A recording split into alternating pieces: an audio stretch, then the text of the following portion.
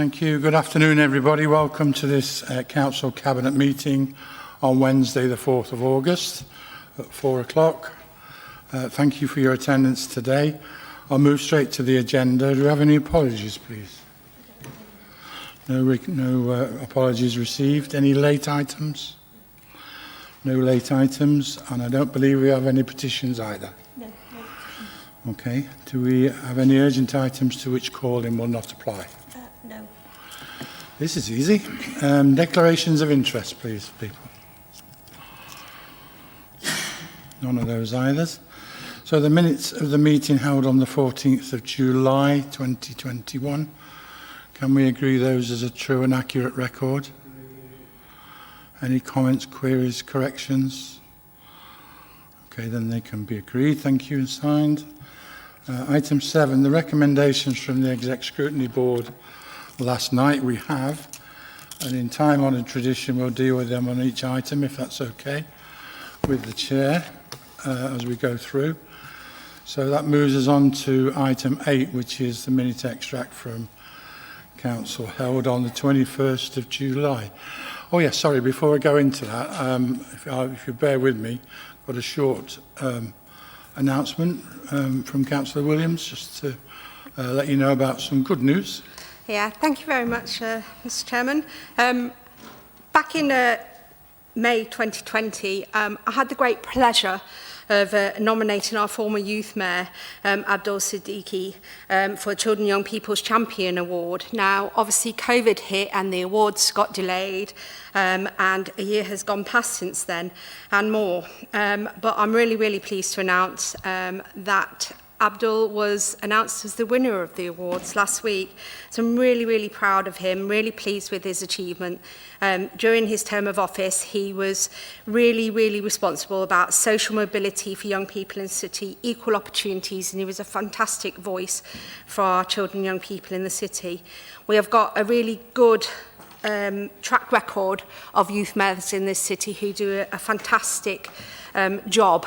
And I'm really pleased that Connie and Priya are following in his footsteps. So I just wanted the Cabinet to be aware of that and to congratulate Abdul on his achievement, which, you know, really, really proud that he's done that, because there was some great competition out there for the young people of the nation that applied for it, but he won, and I'm really, really, really proud of him. So congratulations to him, and I wish Connie and Priya all the best as well for this next coming year.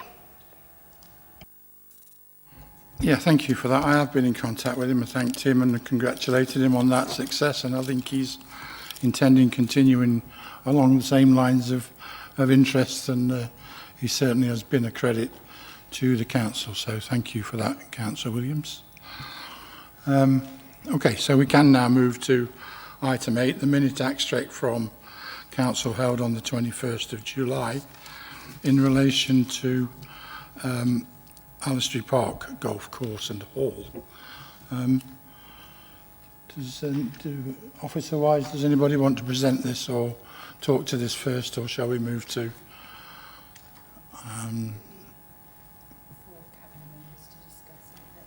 Okay. All right. Well, we'll deal with the Scrutiny Commission last night. They considered that, and basically they recommended that Council Cabinet comply with the will of the Council on it. I think that's the conclusion, Councillor Repton.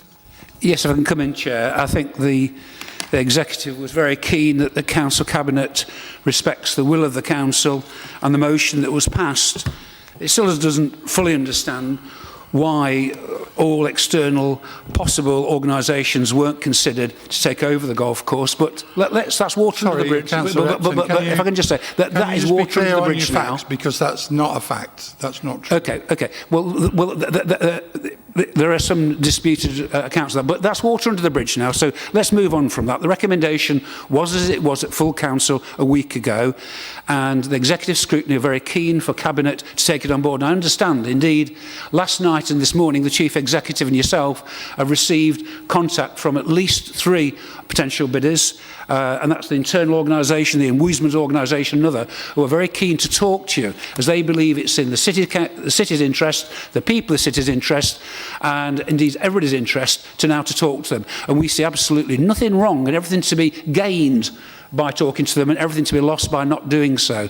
And I think perhaps one or two colleagues here tonight may wish to comment on that further, but we're keen that you now at least talk to these organisations. Thank you, Chair. Okay, well, thank you for that. We've had many discussions over this. It's been scrutinised a lot, and we've made many considerations on it. But what I'll do is go through the paragraphs of the motion bit by bit, and so that we can draw a line under this once and for all. And it says in January 2020, the council advertised the opportunity to operate Allestree Golf Course via an online subscription magazine and some local publicity. The hall was separate offered for sale via estate agents, and no publicity was done in the specialist golfing media. Well, again, we're into inaccurate and insufficient detail here, because it simply wasn't just an online subscription only magazine or some local publicity. Emily, you've looked at this, I think, and can you confirm that the offer of expressions of interest was properly and correctly advertised? Thank you, Chair. Yes, I have previously spoken to this and advised on it. This was a disposal of a land interest by the council. It wasn't a disposal, it wasn't the award of a contract, and therefore the procurement regulations did not apply to this disposal. Therefore, it is for the council to determine the most appropriate method for that disposal, and in line with our normal procedures, we followed a marketing exercise, an expression of interest exercise, which is what we would normally do on a disposal. Because this isn't a regulated procurement, there are not clear rules that have to be followed in terms of timescales, etc. So that allowed us some flexibility to revisit the process on various occasions, and that's what was undertaken. And then once finalised and the process had been concluded, it was communicated as we would normally do so. So there is nothing, the process that was followed was entirely appropriate and in line with the council's normal procedures in these situations. And actually it resulted in 4 or 5 applications and one later one, none of which were the expressions of interest were found to be meeting the criteria of the expressions of interest that we'd gone out to. And the suggestion is in this paragraph that it was not properly advertised and it could have been done better. Well, in actual fact, as I say, it raised a lot of interest, none of which was found to be suitable. And you refer, Councillor Repton, to some letters received at last minute, yesterday or today. 2 of those letters refer to people who bid as a result of this expression of interest going out, and they failed to meet the criteria too, on a number of grounds. Did it go to specialist golfing media? I'm sorry, say again. Was any publicity in the specialist golfing media? No, we're saying it's been suitably advertised, and it resulted in suitable applications. The fact is that there's only one other party, and that there's only one other party resulting from the media pressure or the social media pressure in a group run by a couple of people, and we'll talk about that in a bit more detail. Councillor Ralston. Thank you. Just to clarify on that, I have asked officers in detail today to just clarify for me how that was done. Now, that process was carried out by Cushman & Wakefield, one of the world's largest firms of commercial experts, both nationally and internationally. So the clarification that we need, was this done appropriately? It's, as I say, that is one of the biggest commercial experts in this field. It was done in both of the hall and the golf course at the time. The interest that was taken up was only in the hall at that time, and then we again went out again separately for interests in the park, in the golf course itself. So it has been, that process happened over a long period of time. It was extended over a period of time. In fact, officers worked for many weeks with supporting those people who did express interest in the viability of this. Our officers in the Parks Department did a fantastic job trying to work with them, look at all the options, look at the issues that came up, looked at the planning issues because it is on a greenbelt land. And it was clear and has been verified with me today that a number of those interested parties have said it just wasn't viable because there was no clubhouse, there wasn't sufficient parking, and there wasn't an area for a range to make this a viable academy. So I've had clarification today on that this has been carried out in the best process that we could have done at the time with the information we had at the time. Thank you. Okay. So moving into the second paragraph then, the suggestion there is, I mean, we're dealing here with a listed hall that's been in decline for decades, to my knowledge, in which we've not been, up to this point, been able to find somebody to take on the hall. But that, as a result of the process we started last year, we do have a preferred bidder.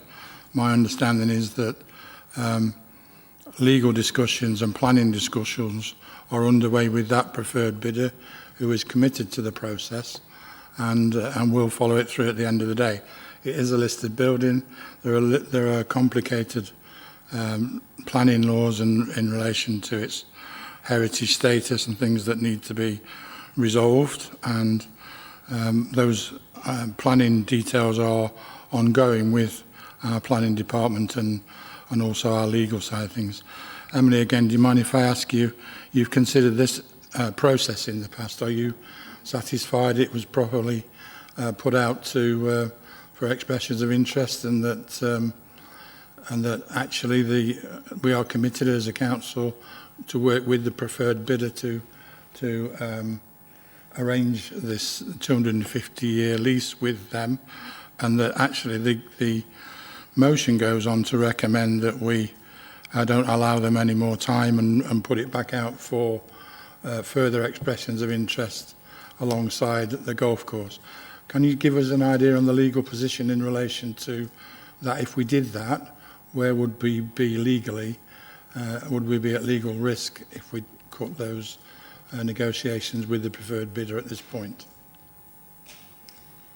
Thank you, Chair. Yeah, the process that was followed in relation to the marketing of the hall was entirely appropriate again and followed our normal processes.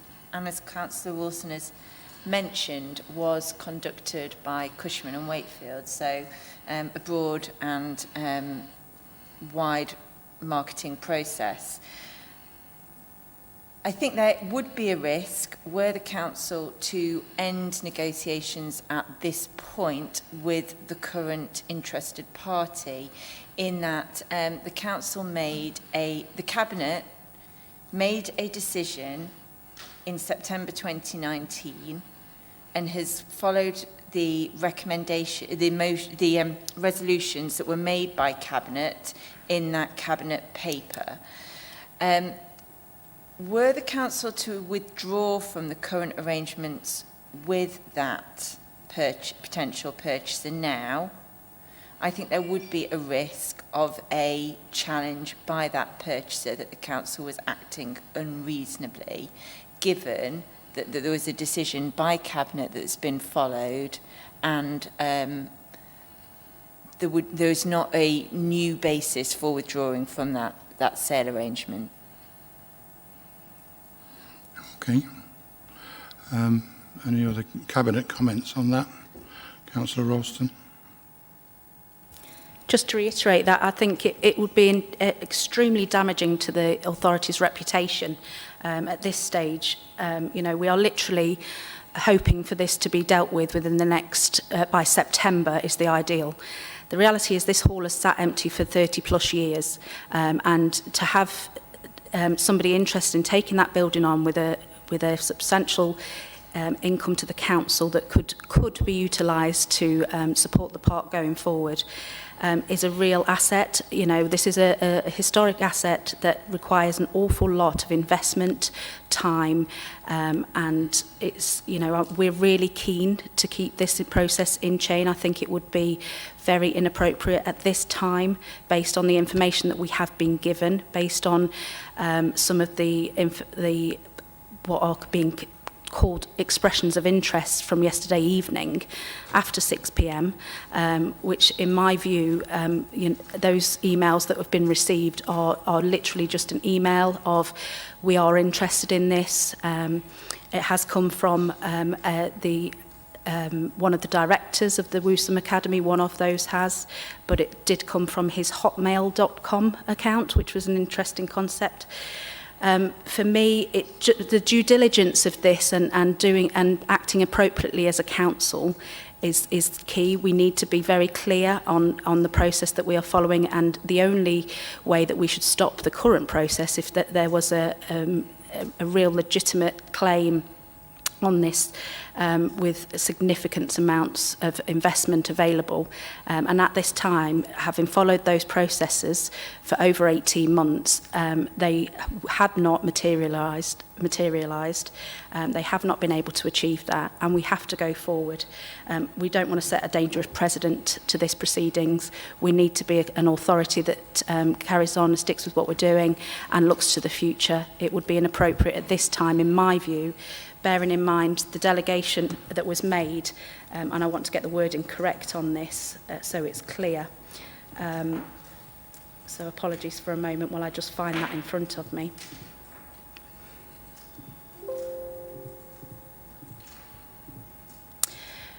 We resolve that if no viable proposal is received, that the golf provision ceases, and for the course to be decommissioned and absorbed into the existing parkland. Now, that happened at the beginning of this year, and at the end of last year, beginning of this year, January. So this parkland has been operational now for over 7 months, and it has been enjoyed by many. To change the circumstances of this going forward, or to look to even consider this, would be a whole new process. And at this time, to follow our own procedures and our own protocols, we would be going backwards and restarting something that has already been decided, has already been carried out, and it would just be completely inappropriate at this time. And again, Emily, that decision was properly taken? Yes, Chair, it was taken in September 2019 Cabinet, and the decision, yes, Councillor Wilson has read that correctly. It was the decision was made, it's set out in the minutes, at item 4, to agree that if no viable proposal is received, that the gold provision cease and for the course to be decommissioned and absorbed into the existing parkland. As I say, that decision was made in September 2019. Okay, so moving back to the motion itself, the council notes of particular concern is the process used to identify potential bidders. Serious bidders have since come forward with credible plans. I'm afraid that's incorrect. Nobody has come up with any credible plans. Those bidders that came with expressions of interest were fully considered and found not to be credible, not to be capable of being pursued to an expression of interest. And it goes on to say they were not reached by the council's initial publicity. Well, in actual fact, all but one were, and the latest one is this suggestion that somebody's academy might be interested in getting involved, and that's only come formally in a letter to the Chief Executive, I think today or yesterday, and that doesn't amount to anything resembling an expression of interest or a business case. So, in relation to that paragraph, unfortunately, seems that that's not true. Moving on to the next part, the separating of the hall from the golf course means that facilities essential for running the golf course are not available. The irrigation system controls and the water tank are within the curtilage of the hall. Yes, they are. And the fact there is that the preferred bidder is working with the planning department in relation to that and many other aspects, heritage aspects of the Grade 2 listed building. So the decision to separate the golf course from the running of the or the sale of the hall and separating the running of the golf course, but that decision was properly taken, Emily, as well? Yes, Chair. Okay.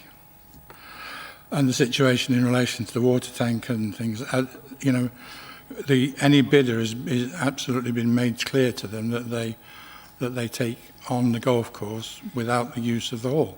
That was in the criteria, and that has to be dealt with in any expression of interest or business case. Councillor Ralston. I think we have to be really clear on this. This isn't something new. This has been in the progress for a number of years. In fact, prior to our administration, Councillor Martin Rawson, who was the Cabinet Member for Regen at the time, I've got information here that says that that they're looking to, in reference to the hall, that they were looking to opportunities to acquire significant Grade 2 listed former country house. We're seeking proposals to bring the hall into and outbuildings back into use, and we will be considering a variety of uses, including residential, leisure, education and commercial. Those thoughts and processes were going back into, and I'll get this correct, 2018, March 2018, when it was being considered then by the Region and Development team. And in fact, in addition, they said they were also seeking any viable proposal for the operation of the adjacent golf course facility. So what I'm trying to say here is that it's always been a consideration that the hall could and might operate independently from the golf course and vice versa. Though we followed the correct procedures in terms of Cushman and Wakefield and their advertisement of this, and it was advertised initially as the hall and golf course. I'll clarify again that the only interest that came back was in the in the hall at that time, because then we were keen to keep the golf course, and other expressions of interest were taken in the running of the golf course. None of those were viable, and none of those have continued to be viable, in which case, from the decision that was made in September 2019, the land which the golf course sat on has now been incorporated into the parkland. We cannot be any clearer on this. The decision has been made. The process that we have followed has been clear, and it's really disingenuous of the opposition here to come back at the 11th hour when it was their idea to sell this course, to look at opportunities for it. And now, as we're looking to the future of what could potentially be on that course, we're starting to look at the environmental impact. We have a whole environmental policy here about trying to decarbonise this city. What better opportunities could there possibly be at this park to look at? From my understanding and the clarification that I've been given, is that potentially over 500,000 trees could be planted on this land as part of a rewilding, if we choose to do so. We have to look at the environmental impact of our city, and to be trying to go back to the, it's really disingenuous that the opposition are looking for the few as opposed to supporting the many in the future of this generation. Okay, so moving on then, the motion that seems to seeks to rely on this course being designed by a renowned golf course designer, Harry S. Colt. No mention was made in this of the publicity that the council did. Well, no, it wasn't mention of this, because as far as I am aware, the council wasn't aware that who the designer of the course was and that he had any significance.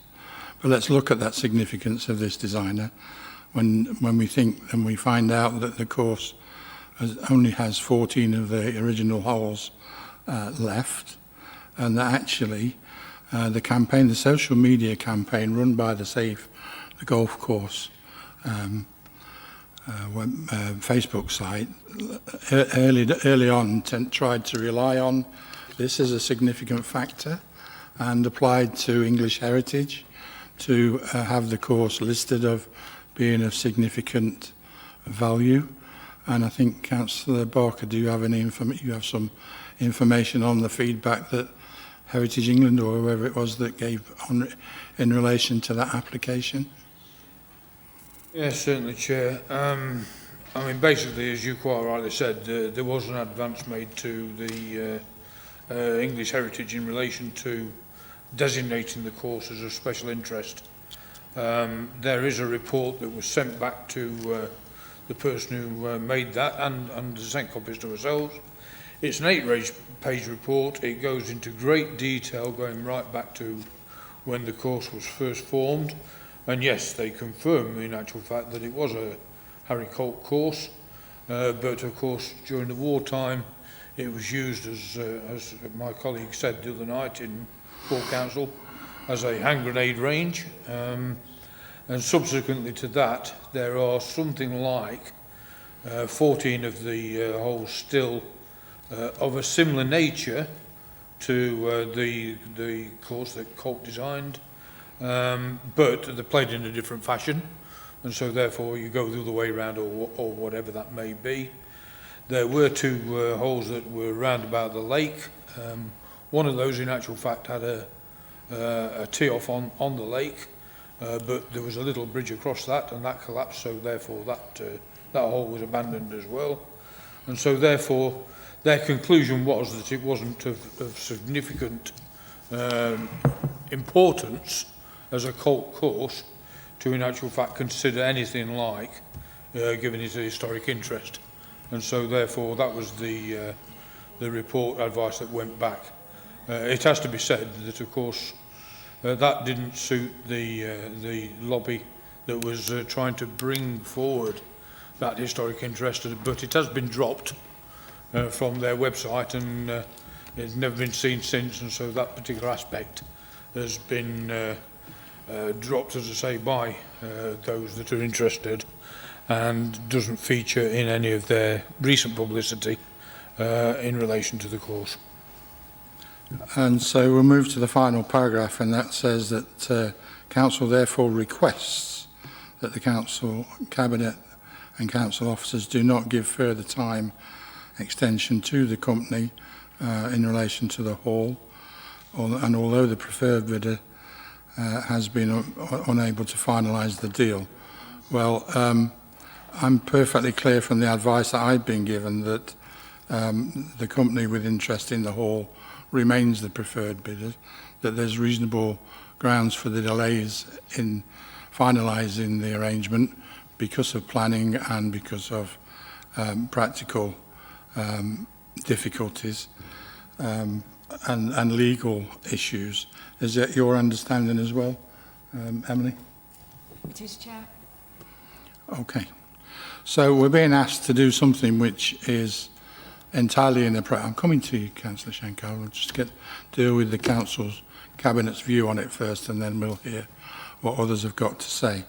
But on the face of it, we're being asked to do something that is absolutely not in the Council's interest, not in the public's interest, would leave the Council liable to legal action, and all the processes, all the decisions, all the expressions of interest have been dealt with in the appropriate manner. So once we've heard for representations from others present, I'll be asking you to make a decision as to ratifying the previous decisions made in relation to this.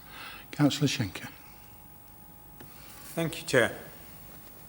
I think tonight's meeting and the motion carried at full council presents Cabinet with an opportunity to revisit this decision and maybe change its mind once it's been looked into, or stick on the current path if that's deemed the most appropriate way to go forward. I just don't know why there's so much effort in trying to close this debate down so quickly.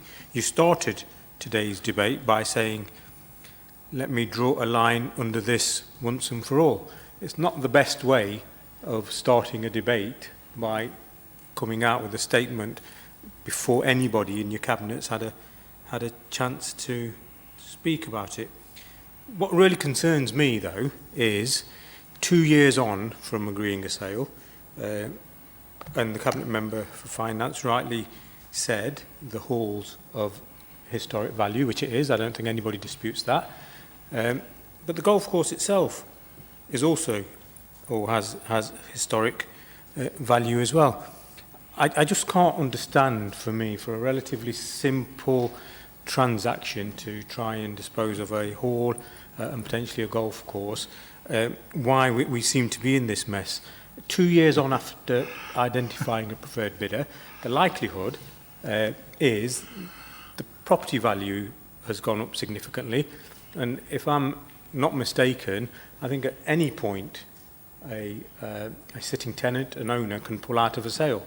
It may be reputationally bad, it may not be reputationally bad, but purely on the basis of Derby City taxpayers could get a better return for that asset, to me, sounds like a reasonable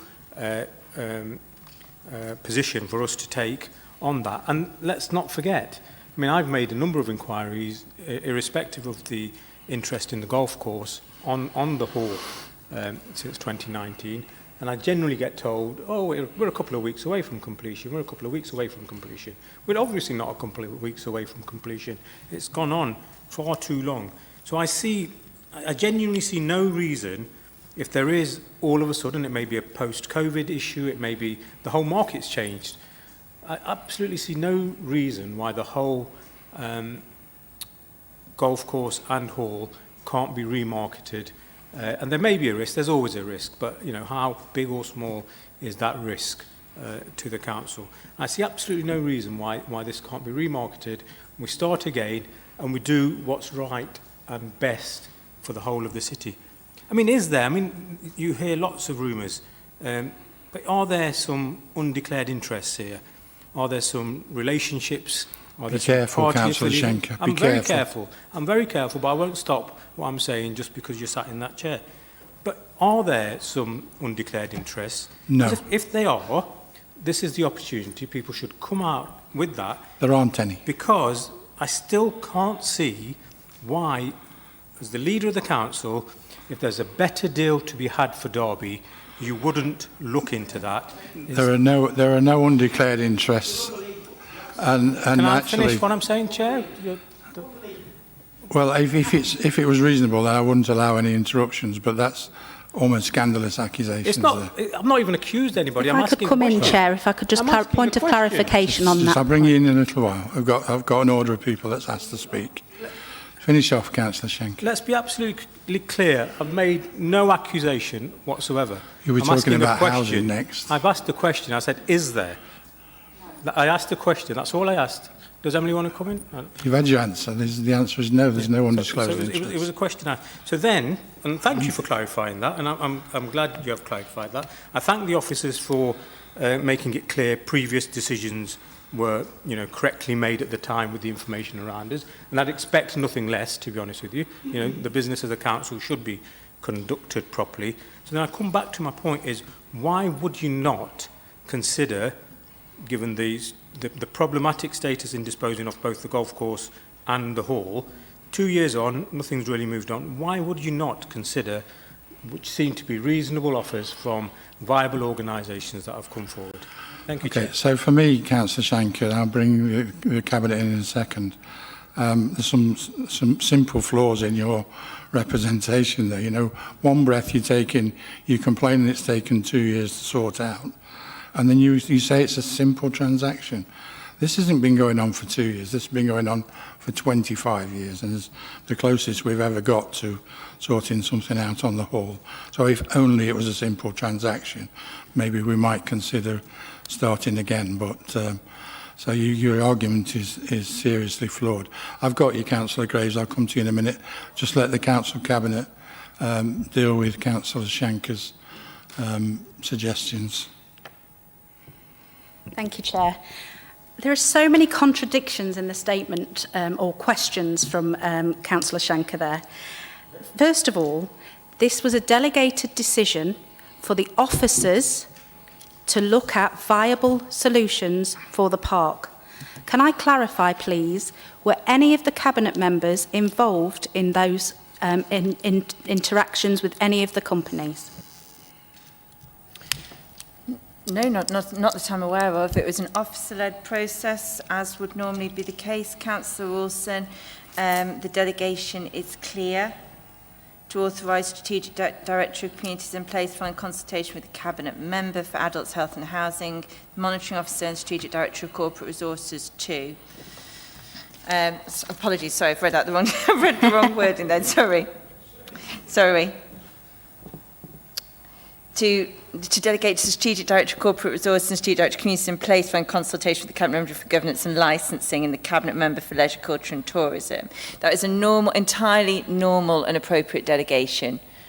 And there would always be that level of consultation back, but the delegation was an officer delegation. So based on the contradictions that we've already heard there, that, you know, we're being accused by the opposition here, and repeatedly so. Chair, can you in a just number of clarify that? occasions. I made no accusation I think whatsoever. it's one of the things that we really need to be clear on in terms of the contradictions here is in one breath the opposition are asking us to extend the expressions of interest for the course and the house, but in the other breath do not want us to extend the opportunity for the hall to be resolved in its own entity.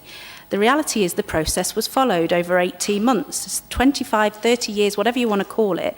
This has been an issue for Alistry Park, and we are so close to a resolution for this for the residents of Alistry Park to see a historical asset brought back into use. And why on earth at this stage, with what can only be described as the back of a fag packet approaches from people, would we ever consider putting that at risk? We have to look at value for money, and ultimately lots of officer time, delegations, legal fees, all the things that have gone into this process, and we have to look as the residents' perception of that. Is it appropriate to then decide, because a few of the councillors here have been lobbied by a handful of golfers to put up a claim to cancel out this whole process? No, is the reaction, and from me. And at the end of the day, I am very clear that we have to stick with what we are doing, because that is the appropriate, the right thing to do, and a value for money for the residents of this city. Okay, just so we're clear and for the record, Councillor Shanker didn't mean anything by the things he was saying. He was just asking the question, in case it was a possibility. For the 15th time. Councillor Smale, did you want to come in? You had a hand earlier. Yeah, thank you, Chair. I know I wasn't going to really speak on this, but I've got a few points that I would like to raise. And first of all, obviously, this first came to Exec Scrutiny Board on Tuesday, the 10th of September 2019. It just transpired that some of the members on there is now the leader of the Labour group, Councillor Shanker, and obviously the new Deputy Leader, Nadine Peatfield. And just having a look at the scrutiny recommendations from that meeting, and the Executive Scrutiny Board resolved to note that report. And I think I remember some sensible discussions between the Exec Scrutiny Board of that meeting saying that it was a sound, bold strategy that this council was taking. Nick. I just feel that this whole thing has just been politicised. Labour have took a battering at the local elections. They were at 33 councillors, I believe, in 2016. They're down to about 13 now. I understand that they've got to try and beat us something with. If I was the leader of the Labour group, I would be questioning my own position, because, losing seats is not an acceptable thing to be doing. So I'm supportive of, rewilding our park.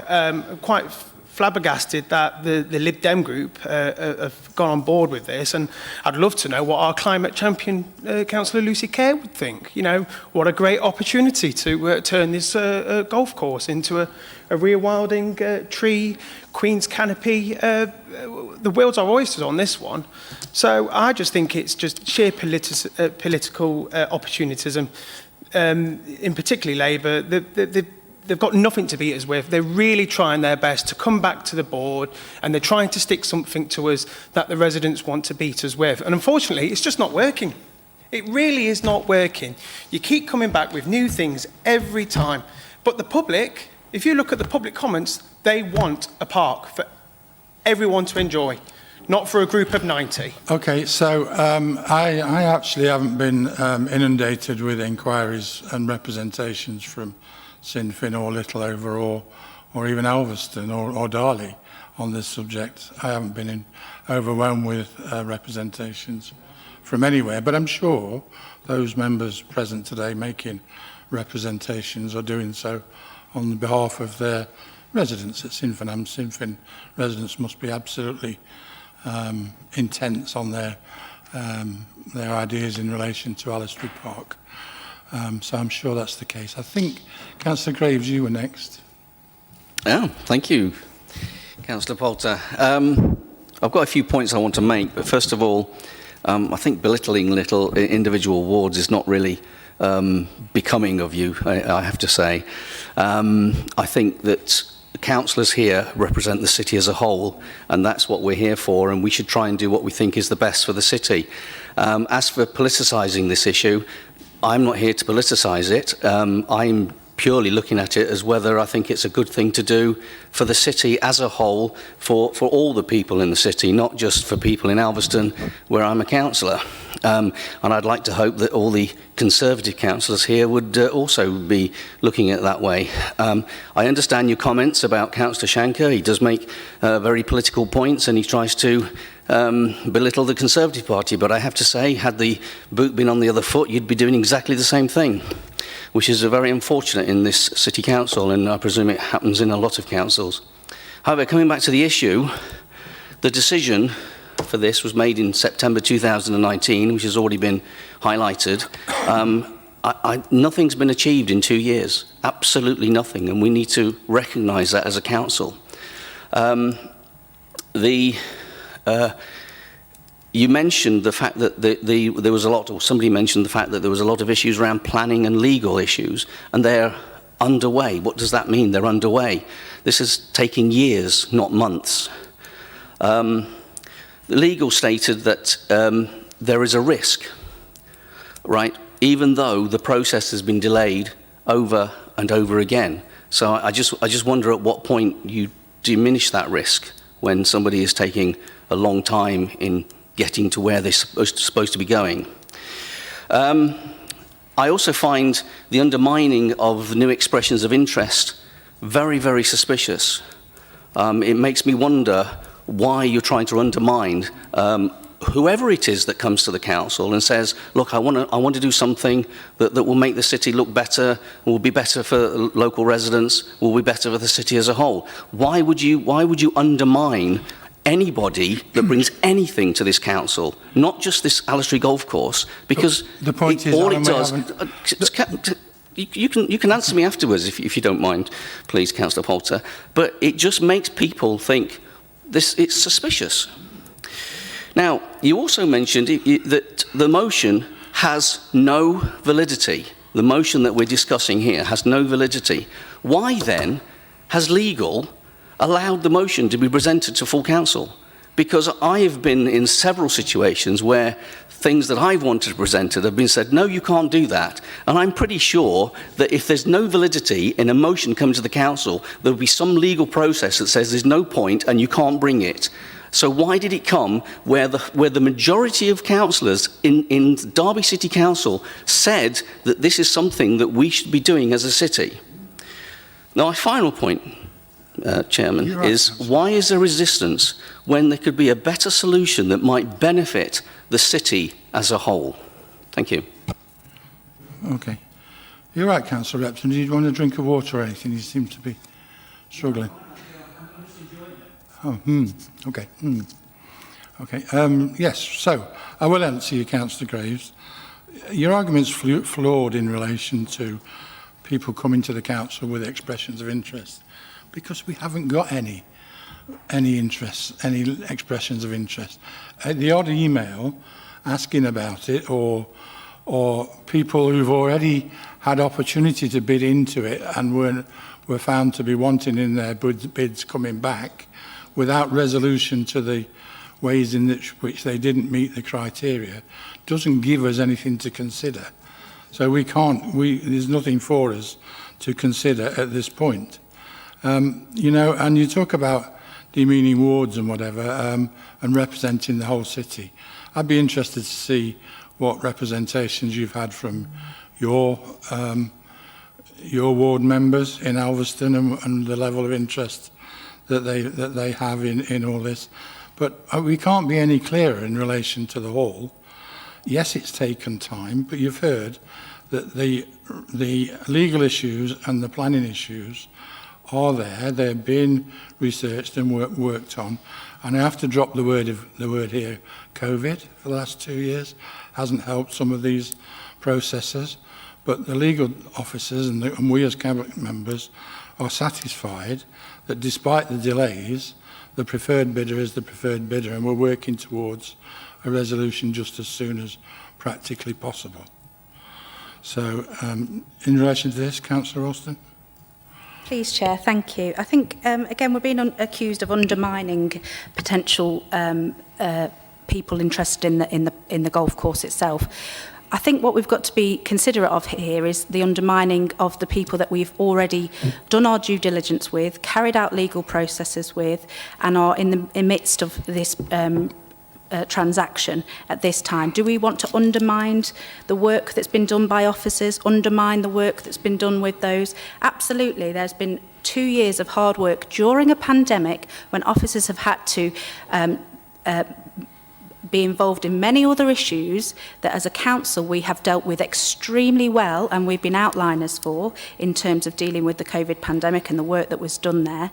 And I can only thank the officers continually for that. And to achieve this in the midst of all that, to achieve a sale of a historic building with income to the council for a building that requires a significant amount of investment to bring it back into a suitable state is nothing short of brilliant. So I thank the officers, and I don't think we should be undermining them any more than we should be undermining the people that are considering this as a purchase.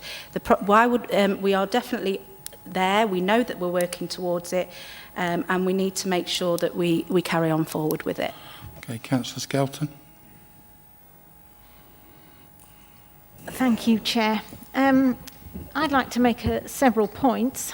To start with, a good deal of the content of the motion I checked up very carefully with officers from estates to make sure that the facts were correct.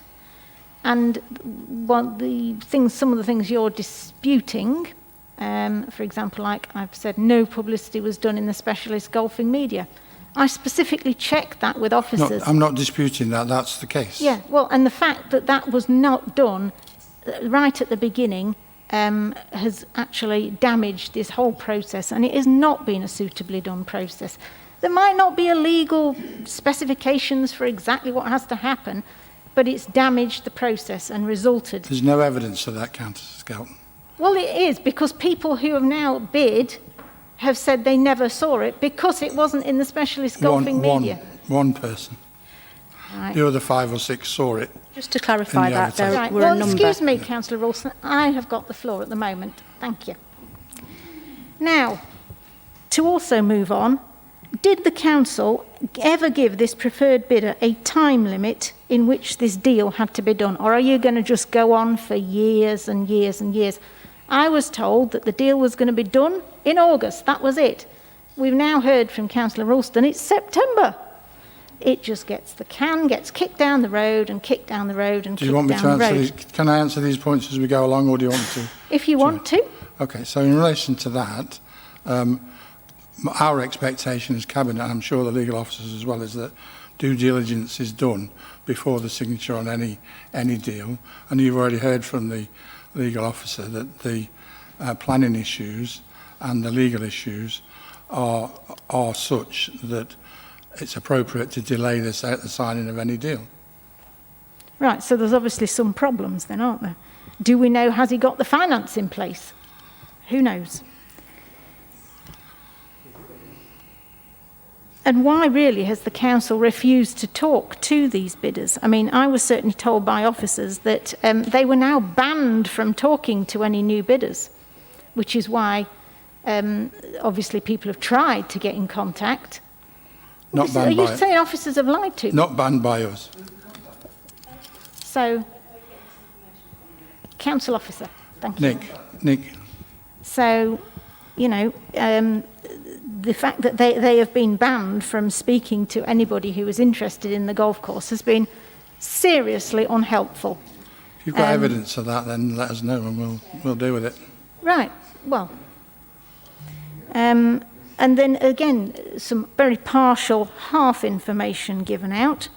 If you actually read the full English Heritage report that Cabinet have recently been sent, at the moment they have decided that they're not going to list it, but that is in the context that they are waiting for more research to be done on the national context of cult golf courses. It says it in black and white. I've read it.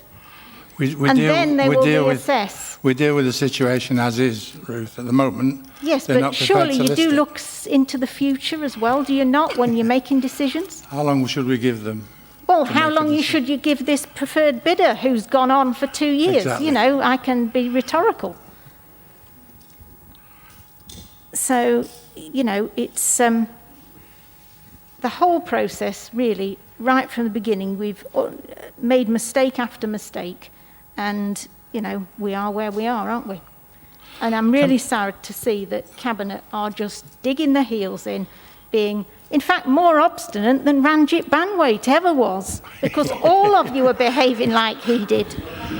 Can I pose a question to you, Councillor Skelton? At the full council meeting, you mentioned, or you claimed, Nicola, I'm talking, can we get on with it, please? You referred to the fact that, what's his name, the golfer, Ian Woosnam, yes, that's his name. He's been to Alistry Park twice. What was your evidence on to make those statements?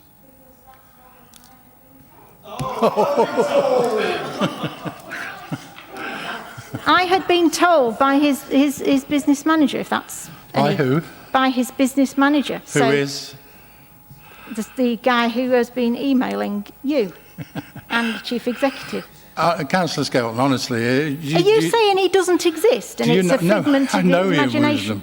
Do you not think if that had happened, do you not think... It's publicly open. Why are they not allowed to do you think his picture would go not have onto been public posted land? all over the Facebook page and everything else like that? Not If you're gonna everybody puts rely everything on Facebook, If you you're know. going to rely on second-hand information from somebody, then you're not going to persuade this Cabinet that we're... Well, I've that seen we're it in not an out to- email we're out to saying kill they've been to visit. You know, you're getting desperate. You really are. Okay, right, well, we've heard from...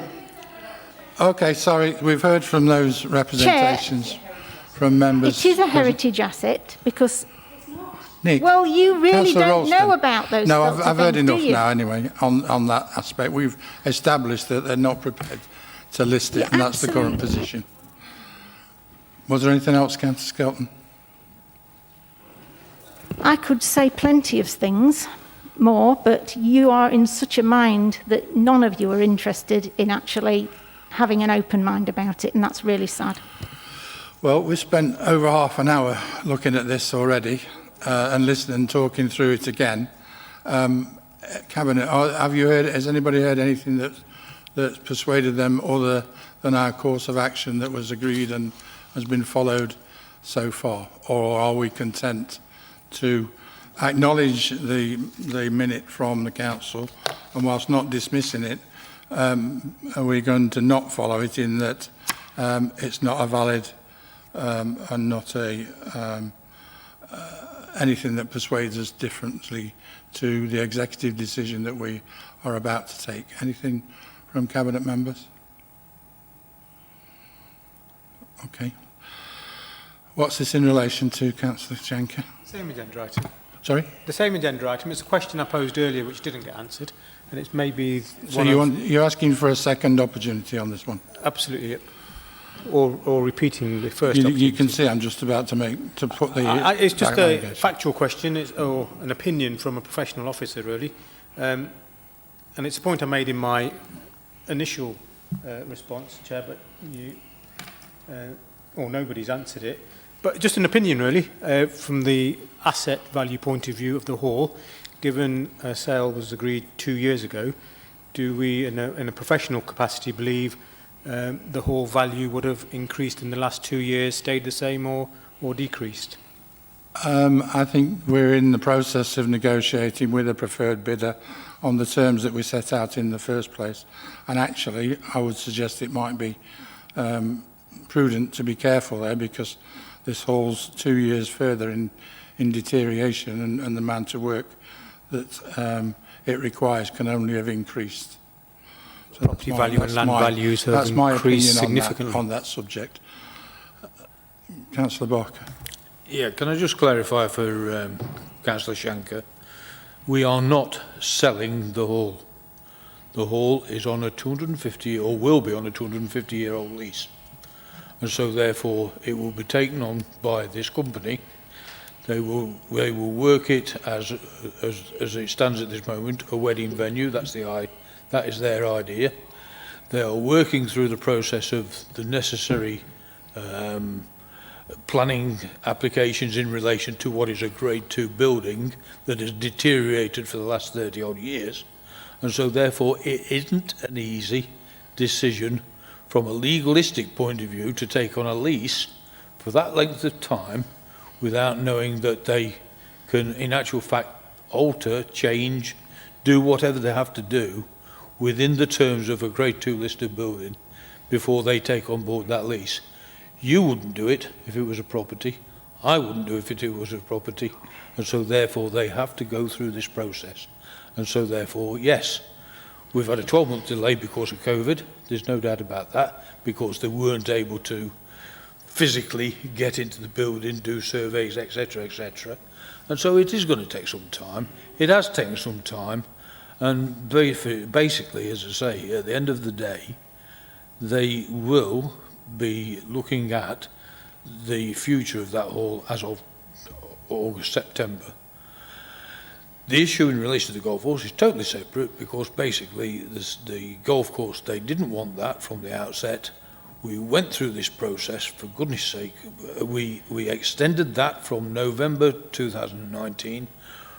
It was due to be sorted out by March of 2020. COVID hit us. We extended it until November of last year. We got no more expressions of interest. There was further publicity went out in relation to the place. It just didn't happen. It wasn't until we made the decision to close it that suddenly, one or two golfers and a journalist, if that's what he calls himself, and a journalist in actual fact took an interest in it and started to actually produce innuendo and started questioning the process that we'd gone through. There was a petition. That petition was phenomenal, except there was only about 600 people from Derby signed it. The rest of them from all over the world, golfers from all over the world. Well, unfortunately, that doesn't count in petitions for Derby City Council. I just don't understand why you can't understand. We have done everything possible to, in actual fact, to utilise the hall and also keep that golf course. The bottom line is it's costing an arm and a leg to keep it. Nobody wanted it without giving a subsidy. And so therefore, we are not in the game of, in actual fact, subsidising 120 people by Derby City Council for the rest of the people. 120 golfers were there. That club has gone. It was they made mention the other week of the fact that we were running it down because we in actual fact dropped the price from £12, I think it was, to £8. That in actual fact made more people use the course. And so therefore it actually boosted numbers for the course. But at the end of the day, it was a very, very cheap golf course that the council can't afford to keep open. And so therefore it's gone the way it's gone because we've had the separation of the two assets, and we are going to utilise that other asset. I just don't see where your logic is coming from. I'm sorry. So we could spend an awful long time longer trying to help them to understand the rationale for the decisions. Chair, with all And due the- respect, and the I did ask facts. for an officer opinion and not the Deputy Leader of the Council's opinion. You want an officer's opinion on what, sorry? On the asset value or the lease value, do we think it's increased over the last 2 years, or has it stayed the same? Do either the officers, any of the officers want to offer a view on that?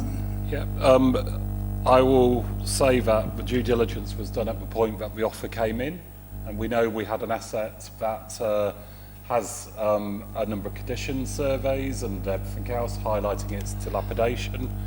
That at the time went through a process as the best consideration in respect of that. It is almost a hypothetical question of what would be the value now of both the people who would be in the market interested, whether the hall has any value, and I believe there's a history where it was felt that the hall did not have any value which would generate a contribution.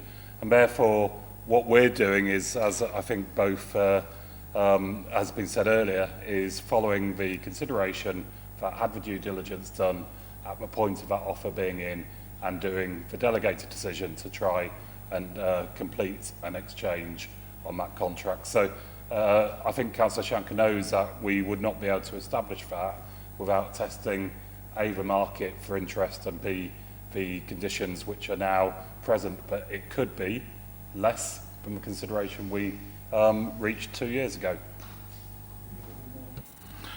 Okay. Councillor Repton, you half indicated you wanted to speak. You haven't had much input yet. Yeah, and only very quickly, I am saddened because we can all see the way this is going, that you're going to ignore the will of the council, and the council that represents the people in the city.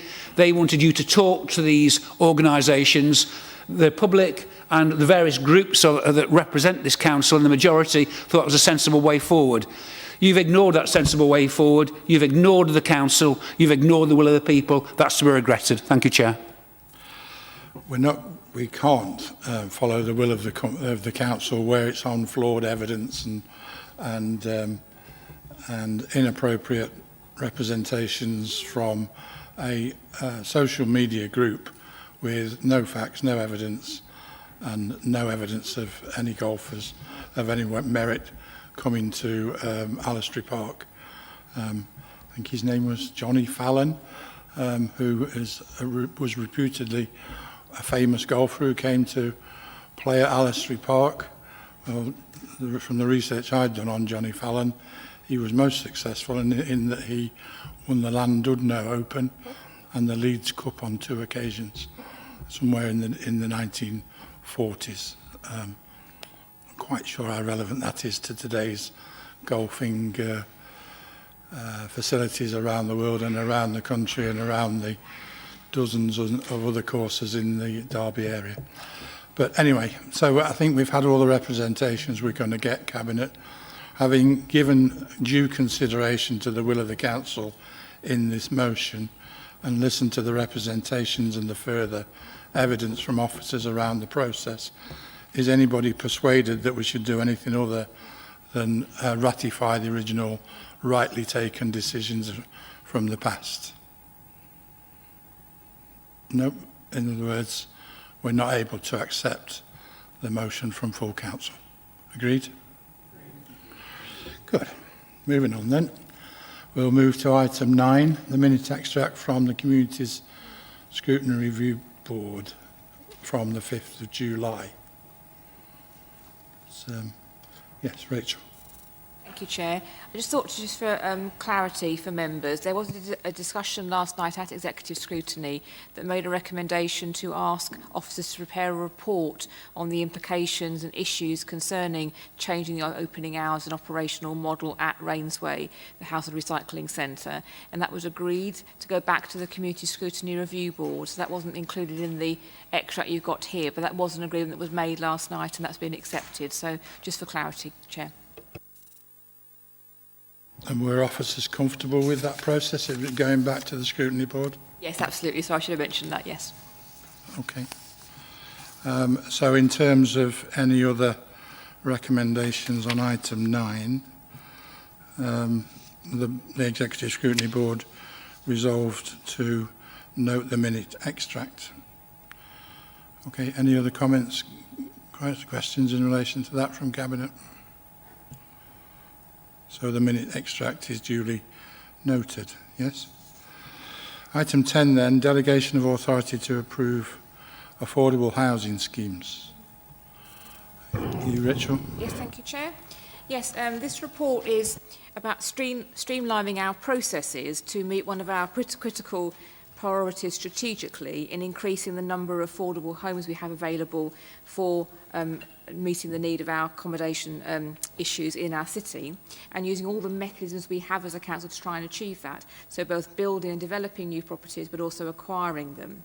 The delegation is really to reflect the changes over recent years, particularly the lifting of the housing revenue account cap, which gave councils much more ability to increase and the pace and the volume of properties that they could acquire into the HRA, and also to take into account the reality of the housing market, which is quite fast-paced, I'm sure members will be aware. So really the delegation is simply to allow for officers to be negotiating around acquisitions and development in a more effective way by having a cap of 2.5 million per negotiation, just to regularise the position and allowing that flexibility of negotiation to maximise those numbers. All the existing appraisal work that is carried out around any potential acquisition or development would remain as it is now, with effective due diligence. The HRA, Housing Revenue Account Capital Board, would make that assessment, and cabinet member approval will be required along with the approval of the Section 151 officer. And we're also agreeing that local ward members will be briefed on any acquisition or development in their areas. And simply the recommendation from executive scrutiny last night was that quarterly reports should be presented back to Cabinet. So that's a very sensible idea for noting of the amount of acquisition and development taking place, and also the recommendation to review this trial delegation for after 10 months to make sure we don't have a cliff edge at the end of the 12 months initial period. And that would be acceptable to officers, Chairman. Thank you. Amongst the financial matters, compliance of financial matters? Absolutely, yes. Councillor Repton, your recommendation, did you want any further explanation?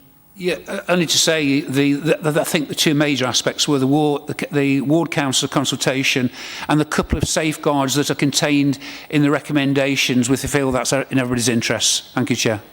Which I think you've just heard are agreed or agreeable to the officers. It's Councillor Roy Webb's portfolio. Any observations on it, Councillor? Just to say that if we're asking for quarterly reports, it will be a simple report telling what transactions have gone through. It won't be a full cabinet-style report whereby officers have to sign off. So it will be a simple report, because I don't want officers spending time on writing reports purely to give information for information's sake.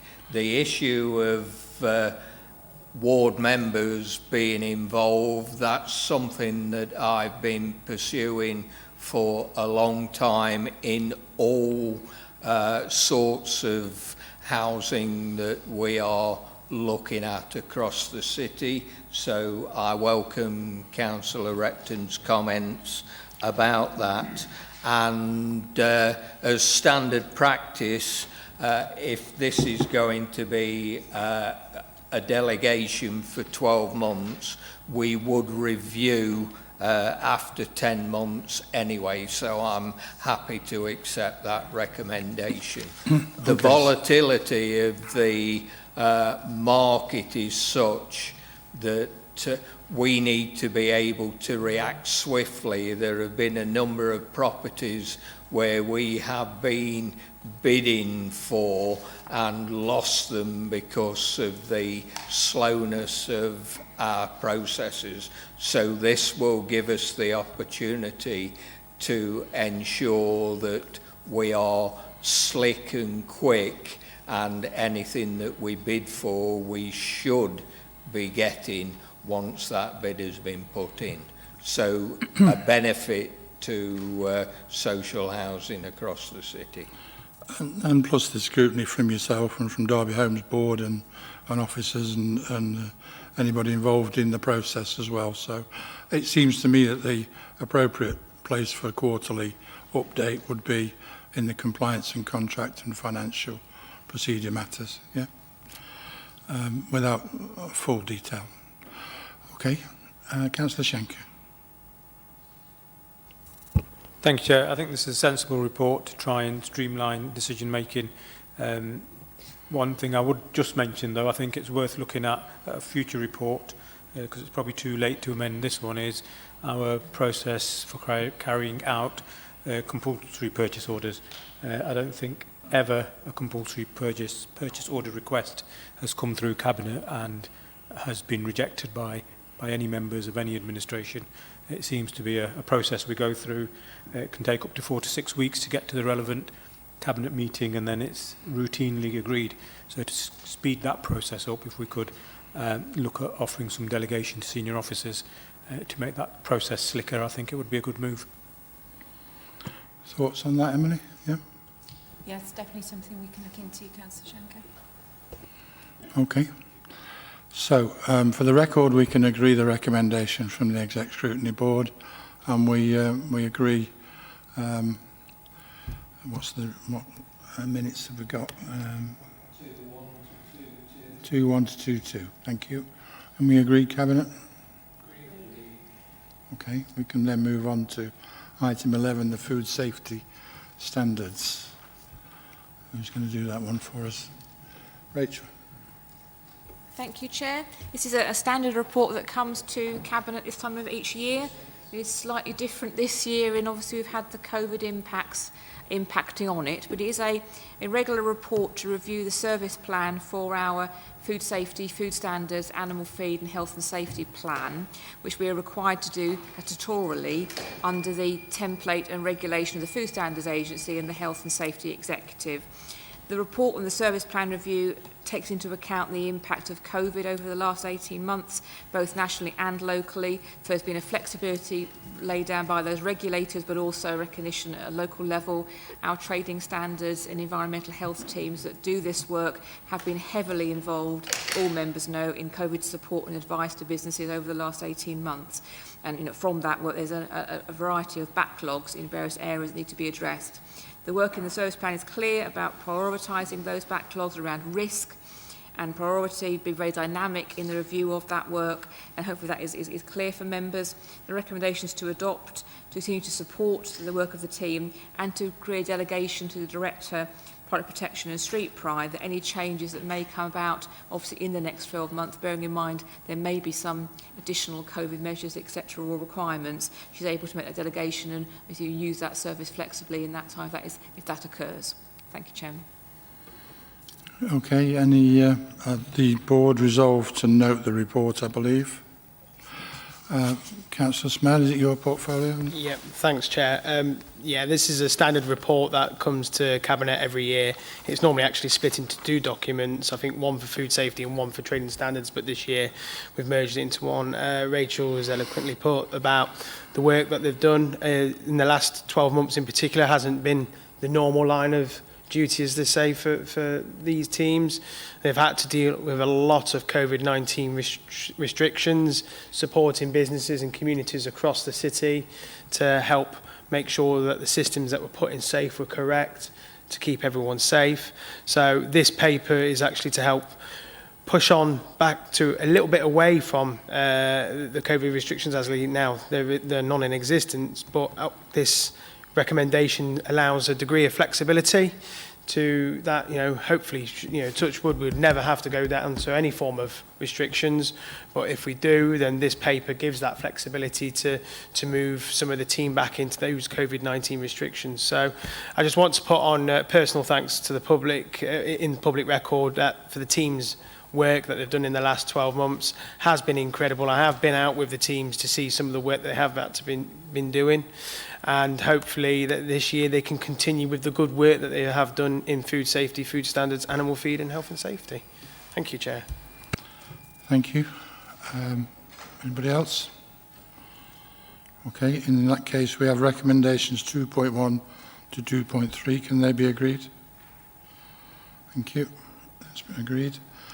So we move on to item 12, compliance in contract and financial procedure rules. Mr. Thank Riley, you, Chair. thank you. There's 3 broad items on here that I'll just take members through in respect of the context. The first is in respect of the Growth and Innovation Programme. This has been a scheme in partnership with D2N2 since 2016 that has already generated 46 grants for small and medium enterprises, generating 310 jobs. And it's to help stimulate economic growth, employment and innovation to grow and create sustainable new employment. So it is very much part of a package of support that the city requires and is being provided.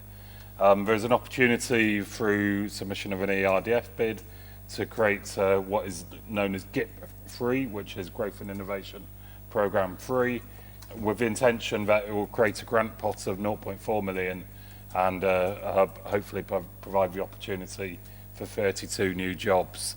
Our proposal is that using the Derby Enterprise Growth Fund that has been a successful project, we can provide 265 million of matched funding from that pot, and this will benefit businesses in Derby City and also in the travel to work area.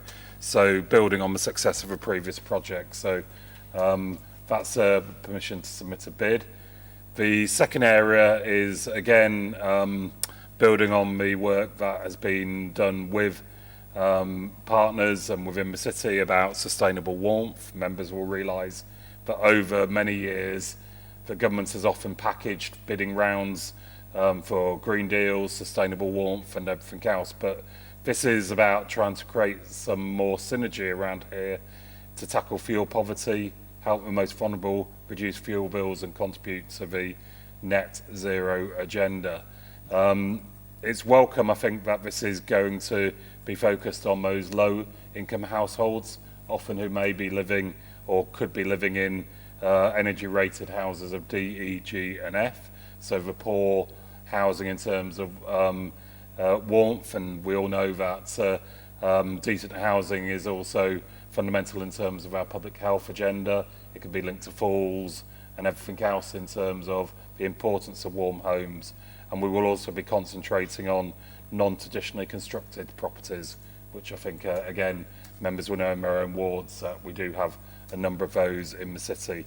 So we're going to be putting in a bid for 2.5 million with the intention that there might be maximum grants up to £10,000 per property. So if we're successful, that will keep us moving towards improving housing warmth insulation across the city. And the third broad area that is detailed in this report is public health delegations. Members will have realised the absolute importance of the public health service. We also realise that a significant part of their activity is funded by grants and specific interventions, and currently our framework for being able to commission these, and sometimes it's limited by the funding round, or our procurement rules mean that it's sometimes difficult to introduce that intervention as quickly as we want. So this is to delegate to the Director of Public Health the ability to award contracts up to 7 years, and the rest of the details around that are detailed in the report. So thank you, Chair. That's the content of the report, and the recommendations are detailed.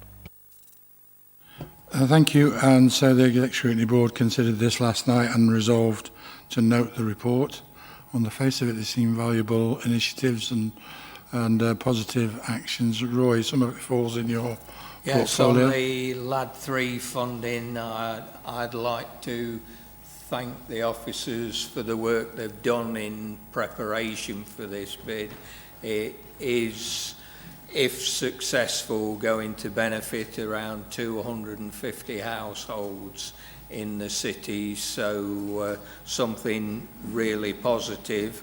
And on the public health, we've got 3 or asking for 3 approved delegated authority for local contracts and these are public health contracts, so looking after the health and well-being of people across the city. It will deal with enhanced services, with drug treatment and testing, and allocation of Section 31 funding with regard to COVID and outbreak management, which has been dealt with very successfully so far.